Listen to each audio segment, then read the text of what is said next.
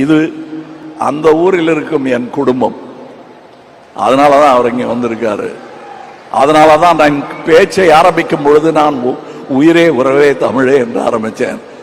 அதில் தமிழிலிருந்து பிறந்தது தான் உங்கள் பாஷையும். அதனால நீங்களும் அதில் உட்படுவீர்கள். See, they are confusing the issue.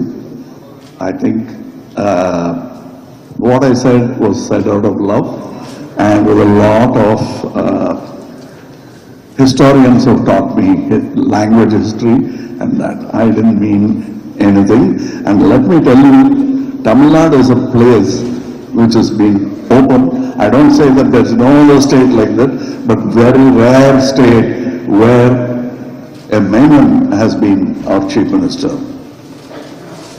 A Reddy has been our chief minister. Tamil has been chief minister. Then a Kannadiga Iyengar has been our chief minister from Mandya. When there was a problem in Chennai, which came from that chief minister who hailed from Karnataka, it was Karnataka who gave me support. The Kannadiga said, come here, we'll give you a house, don't go anywhere. So the people will take care of Thug Life, Kamal Hassan and all these controversies. Politicians are not qualified to talk about language. They don't have the education enough to talk about it. That includes me. So let's leave all these very in-depth discussions to historians, archaeologists and language experts. Both those who criticize me for this statement of love, I spoke to Mr. Shivanna. His father is like my father, elder brother, whatever you call it. We are a family, and so are the languages. If you look at it from the northern point of view, yes, what they say according to them is right. If you look at it from Tenkumari, then what I say is right. There's a third angle to it. That's what I said, the scholars and language experts. They will say they both are right, but they must decide where they want to belong, with their family or the languages that came from the north. That's up to you. It's a democratic country. This is not an answer, this is an explanation. Love will never apologize. Thank you. அது எப்படி பார்க்குறது? உண்மையை உணராத கூட்டம், தன் இன வரலாற்றை அறிந்து கொள்ளாதவர்களாக இருக்கிறாங்க. இதில் இது பேசி பயனில்லை.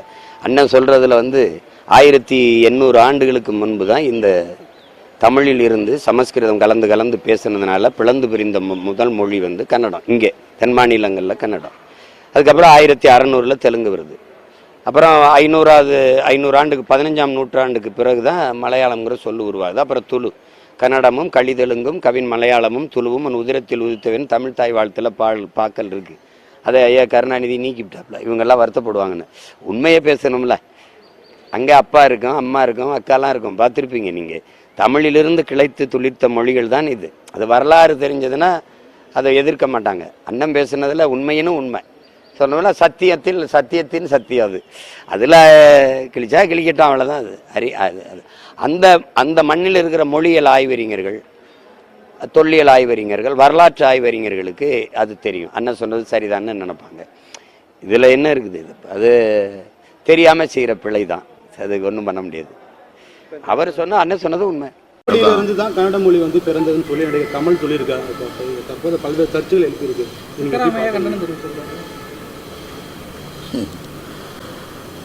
வரலாற்று மொழியியல் வல்லுநர்கள், தேவநேய பாவாணர் போன்றவர்கள்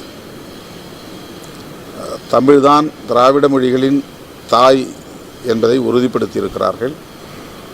பல மொழியியல் அறிஞர்கள் அதை பல்வேறு தளங்களில் பதிவு செய்துள்ளனர். இன்றைக்கு கன்னடம் மலையாளம் பேசக்கூடிய மக்கள் அந்த உண்மையை ஏற்க தயங்கலாம். ஆனால் வரலாறு தான், உண்மைதான். அதை எவரும் மறுக்க முடியாது. கால்டுவெல் அவர்களின் திராவிட மொழிகள் ஒப்பிலக்கணத்திலும் அந்த உண்மை சொல்லப்பட்டிருக்கிறது.